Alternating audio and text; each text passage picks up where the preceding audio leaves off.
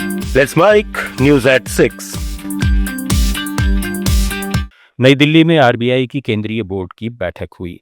इसमें वित्त मंत्री निर्मला सीतारमण और आरबीआई गवर्नर संजय मल्होत्रा ने हिस्सा लिया। बैठक के बाद प्रेस कॉन्फ्रेंस में वित्त मंत्री ने अमेरिकी शुल्क परिवर्तनों के भारतीय अर्थव्यवस्था पर प्रभाव को लेकर कहा कि अभी टिप्पणी करना जल्दबाजी होगी, क्योंकि वाणिज्य मंत्रालय स्थिति की समीक्षा कर रहा है। सोने और चांदी की कीमतों में तेजी पर उन्होंने बताया कि वैश्विक स्तर पर केंद्रीय बैंकों की भारी खरीदारी इसका मुख्य कारण है, लेकिन आयात चिंताजनक स्तर पर नहीं पहुंचा है और आरबीआई इसकी निगरानी कर रहा है। गवर्नर संजय मल्होत्रा ने ब्याज दरों पर कहा कि फैसला विकास और महंगाई की बदलती परिस्थितियों पर निर्भर करेगा। ब्याज दरों में कोई बदलाव नहीं हुआ है और बाहरी क्षेत्र मजबूत बना हुआ है, जिससे चालू खाता घाटा नियंत्रण में है। भारतीय शेयर बाजार में सोमवार को तेजी रही। सेंसेक्स 480 अंकों की छलांग लगाकर 83,295 पर बंद हुआ। निफ्टी 142 अंकों की बढ़त के साथ 25,713 पर पहुंचा।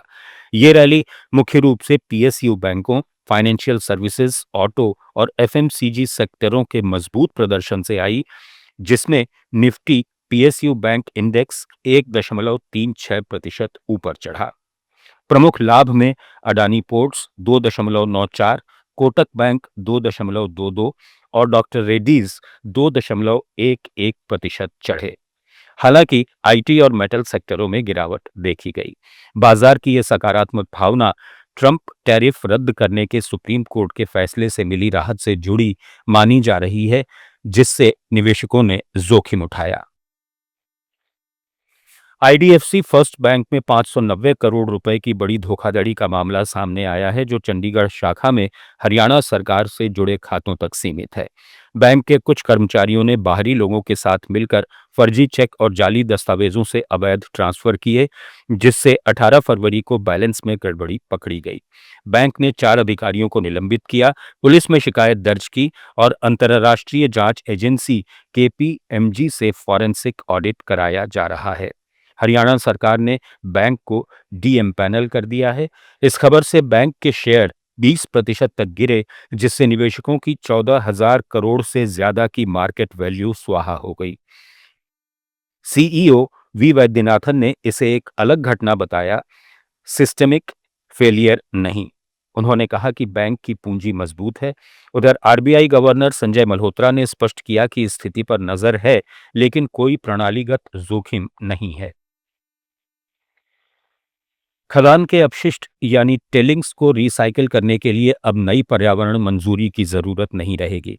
सरकार ने मौजूदा खनन पट्टों में छूट दे दी है। मतलब खनन कंपनियां अब बिना इंतजार किए बचे हुए कचरे से उपयोगी खनिज, पानी या दूसरे संसाधन निकाल सकती हैं, जिससे प्रोजेक्ट्स में देरी कम होगी, लागत घटेगी और संसाधनों का बेहतर इस्तेमाल होगा।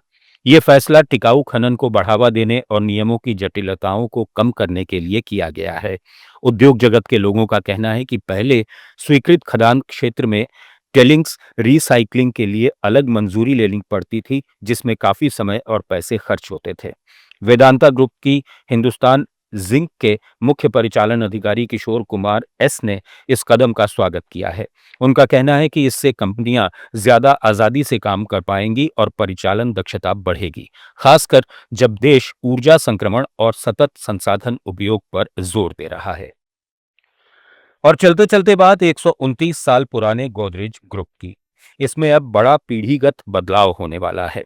गोदरेज इंडस्ट्रीज ग्रुप के मौजूदा चेयरमैन और मैनेजिंग डायरेक्टर 75 साल के नादिर गोदरेज को अगस्त तक एक्सटेंशन देने का प्रस्ताव है, ताकि अगस्त में फिरोज शाह गोदरेज को कमान सौंपी जा सके। ये बदलाव भारत के सबसे पुराने बिजनेस घरानों में से एक में अगली पीढ़ी की लीडरशिप का बड़ा संकेत है। ग्रुप की शुरुआत 1897 में ताले बनाने से हुई थी। अब ये 5 लिस्टेड कंपनियों Godrej consumer products, Godrej properties, Godrej industries, Godrej Agrovet और एस्टेक लाइफ साइंसेज के साथ चल रहा है, जिसकी कुल वैल्यू करीब 2,27,000 करोड़ रुपए है।